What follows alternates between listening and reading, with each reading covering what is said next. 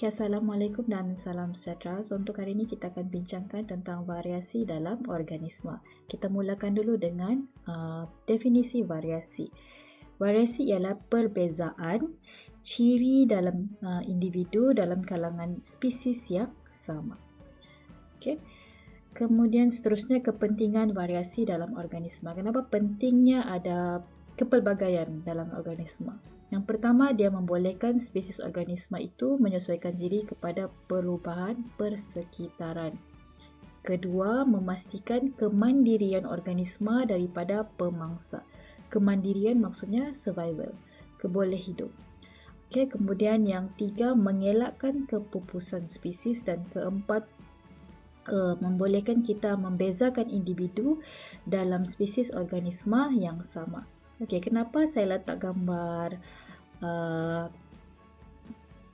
polar bear di sini, burung kutub? So kita boleh kaitkan dengan apa yang kita sudah nampak ketiga-tiga poin yang ada dalam kepentingan variasi. Burung kutub tinggal di kawasan kutub dan sesuai dengan persekitarannya, burung kutub mempunyai bulu yang putih, lemak yang tebal. Jadi pentingnya variasi supaya suatu organisma itu boleh menyesuaikan diri dengan persekitaran. Apabila boleh menyesuaikan diri, kemandirian spesies itu lebih tinggi, dan apabila mempunyai bulu yang putih sesuai dengan persekitarannya yang bersalji putih, jadi dia boleh menggunakan teknik penyamaran, tidak kelihatan dengan jelas oleh pemangsa. Okay, apabila kurang dilihat oleh pemangsa, dia makin boleh kemandirian spesies makin tinggi dan spesies itu boleh selamat daripada kepupusan.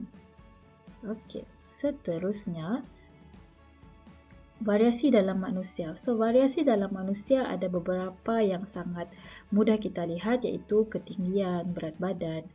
Okey, tetapi ada lagi beberapa ciri yang sangat kerap keluar dalam kertas soalan, iaitu bentuk cuping telinga, jenis rambut, jenis cap jari, kebolehan menggulung lidah, ketinggian, berat badan dan juga kumpulan darah. Okey, semua ini kamu boleh lihat gambar aja dalam buku teks. Okey. Variasi terbahagi kepada dua, iaitu variasi selanjar dan juga variasi tidak selanjar. Variasi selanjar ialah variasi yang tidak menunjukkan perbezaan yang ketara, antara individu dalam sesuatu ciri. Contoh, kita ambil ciri ketinggian, kita tidak boleh bezakan secara ketara. Kita perlu ukur dan susun dahulu, baru kita boleh tentukan. Manakala variasi tidak selanjar ialah variasi yang menunjukkan perbezaan yang jelas dan ketara antara individu bagi sesuatu ciri. Okey, kalau kamu lihat definisi variasi ini, dia versus, dia kontra. Sekiranya variasi selanjar tidak mempunyai ciri penunjukan perbezaan, tetapi untuk variasi tidak selanjar dia menunjukkan perbezaan yang jelas dan ketara. Jadi senang kita ingat. Okey. Seterusnya kita tengok dalam bentuk jadual untuk senang kita bezakan variasi selanjar dengan variasi tidak selanjar. Kita ada beberapa aspek di sini. So kita lihat dari aspek yang pertama, dari segi perbezaan. Tadi kita sudah lihat dalam definisi, variasi selanjar dia tidak menunjukkan perbezaan yang ketara, manakala variasi tidak selanjar menunjukkan perbezaan yang ketara. Okey, ciri perantaraan. Ciri perantaraan, sebelum itu saya jelaskan dulu apa maksud ciri perantaraan. Ciri perantaraan ini maksudnya dia tiada satu fix yang tetap. Maksudnya di sini sebagai contoh, berat badan tiada yang 30 kg, 50 kg. Dia ada antara itu 30, 31, 32 sehinggalah 50. Itu maksud salah satu contoh ciri perantaraan. Manakala jadi kalau kita lihat di sini dalam variasi selanjar, dia terdapat ciri perantaraan. Manakala untuk variasi tidak selanjar pula, dia tiada ciri perantaraan. Sebagai contoh, kita ambil kumpulan darah. Kumpulan darah kita tahu dia ada O, A, B, AB. Okey, tetapi tiada ciri pantaraan. Maksudnya tiada yang orang ni dia darah O tapi menghampiri darah A, tapi menghampiri darah B macam tu. Tidak, dia fix O O. Kalau orang tu darah AB, darah AB. Tidak menunjukkan ciri perantaraan untuk variasi tidak selanjar. Okey, untuk bilangan jin yang terlibat, bilangan jin yang terlibat ini maksudnya untuk mengawal sesuatu ciri. Kita tahu, kita sudah belajar sebelum ini, apabila suatu ciri itu, trait itu, contohnya ciri ketinggian, ciri kumpulan darah, dia sebenarnya dikawal oleh jin, genetik. Okey, jadi untuk variasi selanjar, dia dikawal oleh beberapa bilangan jin. Okey, genetik. Tetapi untuk variasi tidak selanjar, dia hanya dikawal oleh satu genetik sahaja. Okey, faktor persekitaran. Faktor persekitaran maksudnya faktor di sekeliling kita lah. Okey, faktor persekitaran ni nanti kita akan bincang lebih lanjut di slide yang seterusnya. Sebagai contoh, faktor persekitaran adalah suhu, cuaca dan sebagainya. Jadi, apabila untuk variasi selanjar, dia dipengaruhi oleh faktor persekitaran. Okey, faktor persekitaran. Manakala variasi tidak selanjar tidak dipengaruhi oleh faktor persekitaran. Okey, contohlah kalau variasi selanjar untuk faktor persekitaran berat badan. Apabila kawasan itu sumber makanan dia tinggi, banyak, jadi berat badan tu berubah-ubah. Tetapi kalau variasi tidak selanjar, dia mempunyai kumpulan darah O. Walau bagaimanapun faktor persekitaran dia, sumber makanan banyakkah, sumber makanan sikitkah, kumpulan darah O dia tidak berubah. Okay? Jadi, faktor persekitaran tidak mempengaruhi variasi tidak selanjar. Okey, ciri perwarisan untuk variasi selanjar tidak boleh diwarisi.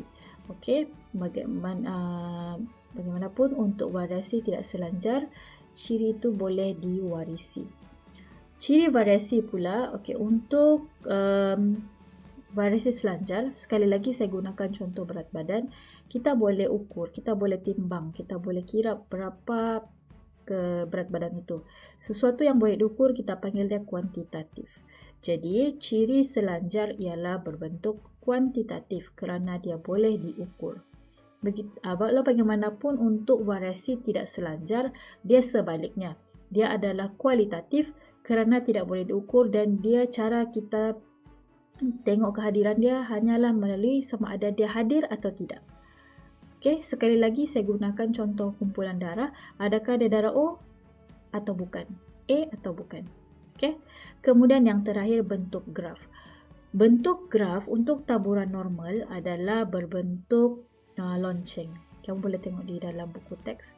Bagaimanapun untuk variasi tidak selanjar, bentuk graf dia adalah taburan diskrit. Biasanya dalam graf bar. Okay, berbentuk bar. Okey, seterusnya faktor variasi. So, faktor variasi dia mempunyai dua faktor.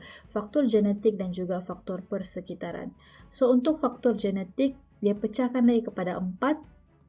Pertama, penggabungan semula genetik melalui pindah silang. Kedua, penyusunan rawak kromosom homolog. Ketiga, persenyawaan secara rawak. Keempat, iaitu mutasi. Okey, manakala untuk faktor persekitaran, kita boleh lihat dia ada 5 pecahan. Pertama, keamatan cahaya. Kedua, kesuburan tanah. Ketiga, pH tanah. Keempat, iklim. Dan kelima, bekalan air. Okay, so kamu kena ada dalam, you need to have in mind that organism is not only human but also plants and also animals. Sebab itu kenapa faktor persekitaran tu dia ada kaitkan dengan pH tanah, keamatan cahaya.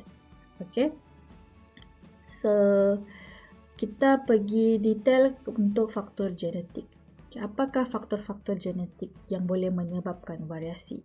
Yang sangat kerap keluar ialah yang ini, penggabungan semula genetik melalui pindah silang. Okey, ini balik kepada tingkatan 4, iaitu bab 5, iaitu pembahagian sel yang ada kaitan dengan pindah silang. Pindah silang hanya berlaku pada meiosis profasa 1. Okey, kita tahu semasa meiosis profasa 1 berlaku proses pindah silang. Okey, apa yang berlaku semasa pindah silang ialah, so kalau kamu jawab soalan yang berbentuk esei atau apa keyword yang kamu kena mention, kena sebut dalam soalan, ialah kamu bagi tahu pertukaran dua kromatid yang tidak seiras. Okey, sebelum itu kita patah balik sedikit untuk lebih jelas apa itu kromatid, apa itu kromosom, apa itu kromosom homolog. Okey, untuk kromatid dia ialah lukisan, dia adalah satu di sini.